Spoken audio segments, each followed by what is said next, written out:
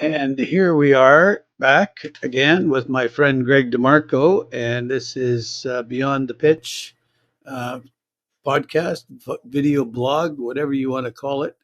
And we're here to talk. We're here been talking about being decisive. The book, Chip and Dan Heath's book, Decisive, and we started off that in our last episode. We're going to continue on, but before we do that, how are you doing today, Greg? Well, I'm doing great, Don, except for that it was minus 20 and minus 30 for the last few days, and it's now getting warmer. It's the temperature's now minus 10, so I'm a little bit happier, but it's frickin' cold. Yeah, My old bones minus aren't 10. doing it. I can't do it. Yeah, minus 10 is pretty cold. We get -3 in the evening, overnight, but then we're going up to 5 degrees. We're talking Celsius, people. So Yeah. if you're listening to this in the States, we're a couple Canadian guys, so we're on Celsius still. Not still. We made the change when you deserted us way back in 1973 or whatever year that was. They decided to stay the imperial system. Yeah. Uh, Anyway, here we are. We're talking about the book Decisive and the weather and all things interesting like that. So last week we kind of introduced it. We introduced the four villains of decision making, and kind of the some of the theories. And today I think what we're going to do is we're going to go a little bit deeper into the one of those villains, which is narrow framing. And what are your thoughts on narrow framing? When you're thinking, Greg, do you sometimes feel that you have a narrow frame of reference when you're trying to make a decision? yeah, I mean, I got to keep my ego out of it, but you know, yeah, I've been guilty of narrow framing a lot of things in my life. I think that as I've gotten older, though, I've realized that there's always other options, and you just have to. I think whenever you're faced with a decision, you have to sort of take a stance and say, okay, I've got to be able to zoom in, and I have to be able to zoom out of it and gain a different perspective. And what these guys are talking about is, avoiding that narrow framing that we often do when we're trying to make a decision. It's like it has to be whether or not, or yes or no, and there's no other options possibly available to us to make a decision. I think it comes down to asking the right questions. Yeah, I liked what you said there about your ego, because sometimes our ego does get in the way, right? Yeah, You I know, think it gets in the way too much. well, we think, okay, well, there's a decision that this is obvious. This is obviously the thing we need to do, and then we go ahead and do it, right? We don't think about it that much, but Well, I think what happens too is we get stuck on a certain direction that we don't even look left or right. The more you narrow your focus on something, the less peripheral vision you seem to have. And what we need is a wide angle lens, not a narrow pinpoint.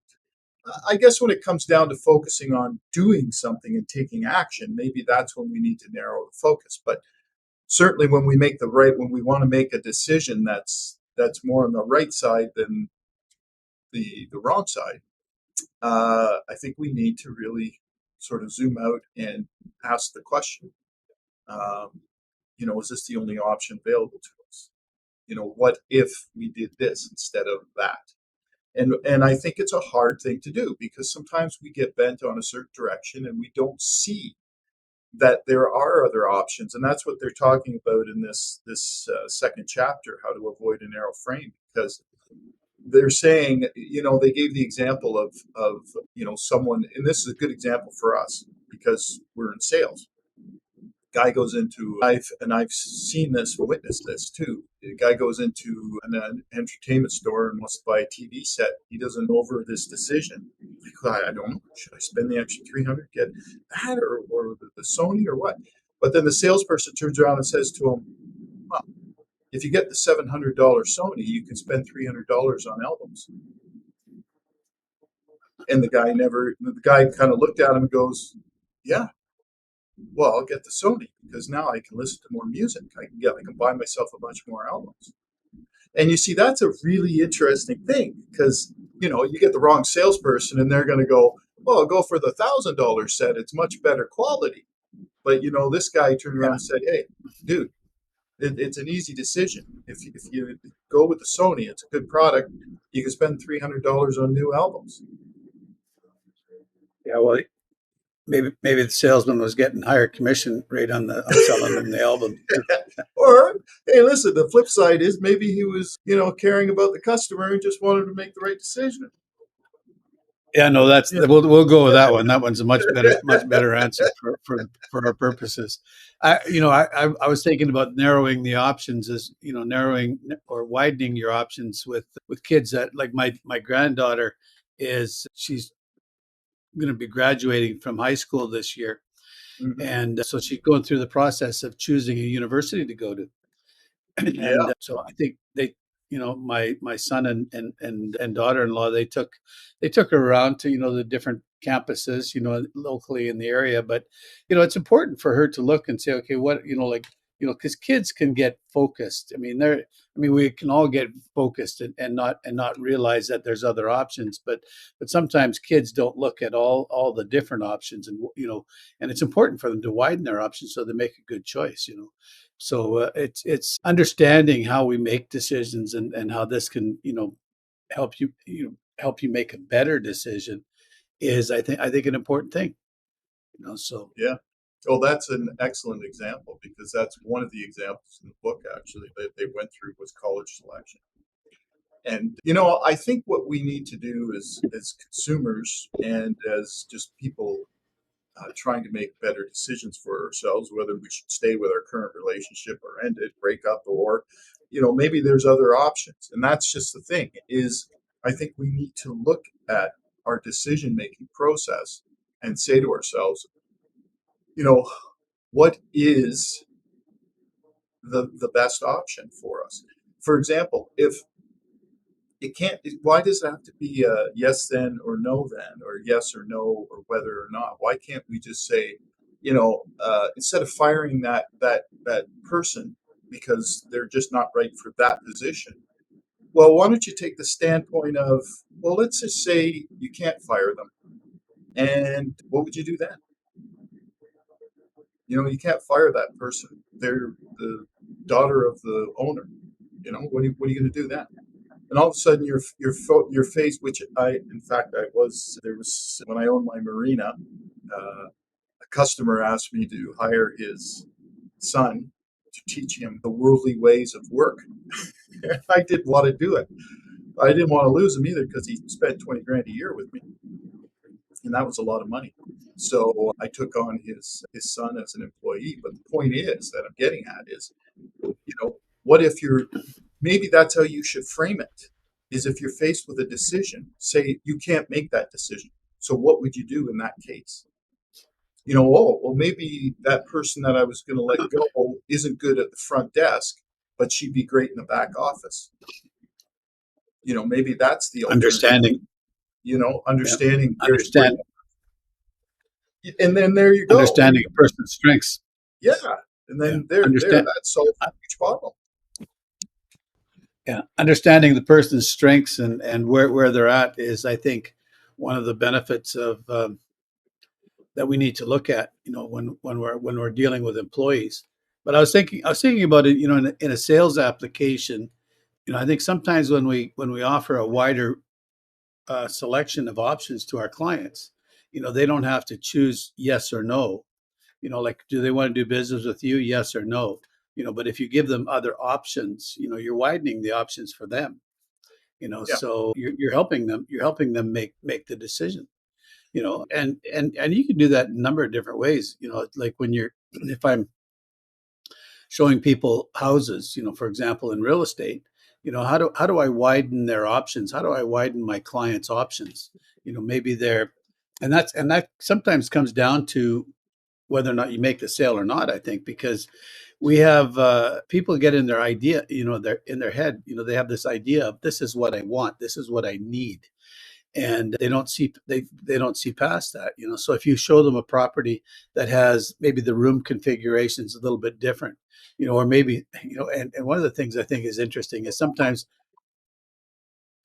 we label the rooms as something, and sometimes you don't know what to call it. So somebody will look at the label that's on the sheet and say, "Oh, this is the dining room." Well, it's a dining room, but it's one of those formal dining rooms, so it's off by itself. Well, you could, if somebody was looking for a property that had an extra room for an office and Yeah. didn't really need a dining room because they were more formal, you could say, okay, well, don't call it a dining room, call it an office. So I think just understanding different things like that, when you're in the process of showing a home, or just, off the top of my head, I'm not thinking of too many other great options, but maybe that's not Well, not listen, a problem. I think you're on the right track because, as salespeople, isn't that our job? To think outside the box a bit and say, here's some options for you. And of course, hopefully in your conversation with the customer, that you've sort of uncovered some nuggets that you can use for that, right? They've mentioned now they work at home sometimes, or, for whatever reason, it's a workout room. You can make it a different option. But I think that's our job as salespeople, is to come up with options that make sense for them. And I think that helps them make a decision. And also, hey, listen, if they want to come back and use you again, and you've done a good job that way, you haven't forced them into something they really didn't want, and experience some kind of buyer's remorse, they're going to ask for you, right? You do a good job for them, they're Well, going to that's ask. yeah, that's the goal, right?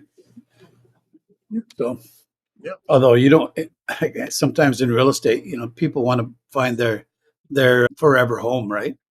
mm, And we don't necessarily. I mean, you want them to buy something else from you later on, but lots of times the cycle in real estate is 3 years, 4 years, 5 years, 10 years, 15 years, even, on when they come back. So but you also there's go for referrals, right? sure, yeah, Yeah. yeah, that's what you want as well. So yeah, no, there's lots of different ways of looking at it. I think that's you got to get your head out of the idea that there's only one way of doing something. There's more than one way to skin a cat, type of thing. I don't even know where that term came from. We should Google that. Where did the term "more than one way to skin a cat" come from? That's probably some guy trying to skin a cat. Yeah, Who knows? I don't would look know. like, okay. Now that's doesn't even sound very nice, when you think about it. But anyway, we won't go there. We'll just more than one way to do anything. So Yeah, that's it. how do how do you find that way? And I think what okay for me, I think if I think you want to be able to take that step back, right? So you want to be able to take that step back and say, okay, what's the end goal? What's the end game? What do I want to accomplish? And then look at it and say, okay, how am I going to get there? Like when I go for a drive with my wife, and she's driving, we have a goal in mind. We're going to Costco down the street or whatever. But my wife likes to. She gets distracted by many things, and so we can go partway down the road. And we're driving, and we're talking back and forth, and I'm thinking, okay, logically we should be turning here, but it doesn't always make sense that way for her. It's sometimes she's widened her options, so she's found other ways of getting to Costco that I've never dreamed of. So Yeah. anyway, Well, maybe that's not good. no, it is a good example in the sense of this. What the book talks about is looking at opportunity costs. So, in other words, you know, if you're looking at purchasing something, the book gives the example of 14.99. It's some movie that you want to purchase, but most people don't think about the fact that they can go, okay, well, I can buy a movie for 14.99, or I can save my money and buy something else. Or in the example of, use the example of Eisenhower talking about spending, the amount of money would be spent on one super bomber, airplane. We can put 30 brick schools in different cities, or we can pave a road 50 miles long, or we can do this or that. It's kind of like the salesman saying to the guy, hey, you buy the Sony for 700, for 200 or $300, you can get, albums, music, and buy new music. And it's that whole opportunity cost that I think is something that I notice. It's funny reading that chapter and that part of it, because I realized that somewhere around 15 years ago or so, I made a decision in my own head to start looking at opportunity costs, and I realized that reading that segment kind of struck home to me, because that's kind of what I do now when I make a purchase. Is what can I here's an example. I was in one of the clothing stores at Christmas, and there was a really nice cashmere sweater in there. It was $100, and I looked at it. I thought that's a really nice sweater. I could really use that for work. And then I thought, that's $100. What can I get with $100? And I started thinking about it, and I didn't buy the sweater. And I think that's kind of how we need to look at things, to be more careful about what our decisions are going to be, rather than making an impulsive buy. What can I make? What can I do? I can buy one day's groceries with $100. With the amount of groceries that have climbed up so much.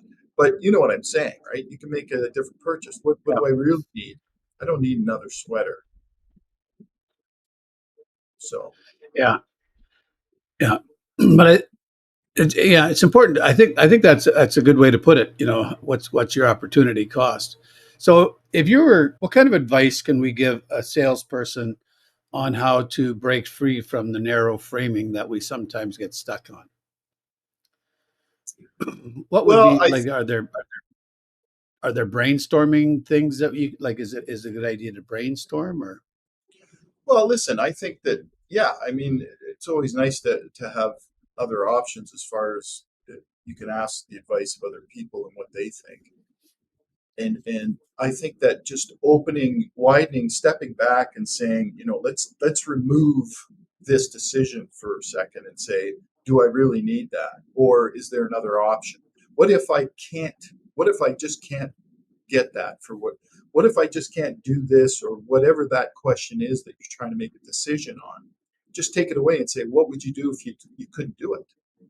I think is one thing that we need to look at. It's just that it's a hard question to ask ourselves, because as human beings we want desire, and sometimes we look at things, and so when we do research on something, we're doing research on the fact that we want to support the decision we really want to make, instead of looking at the exact opposite and saying, okay, I want to go to Kentucky, but really I should be going to visit my daughter in Alberta. So what are the benefits of me going to Kentucky to visit somebody else versus, you know what I mean? So I start looking at, okay, well, I haven't been to Kentucky, and really, but in the end, what is that decision you're trying to make?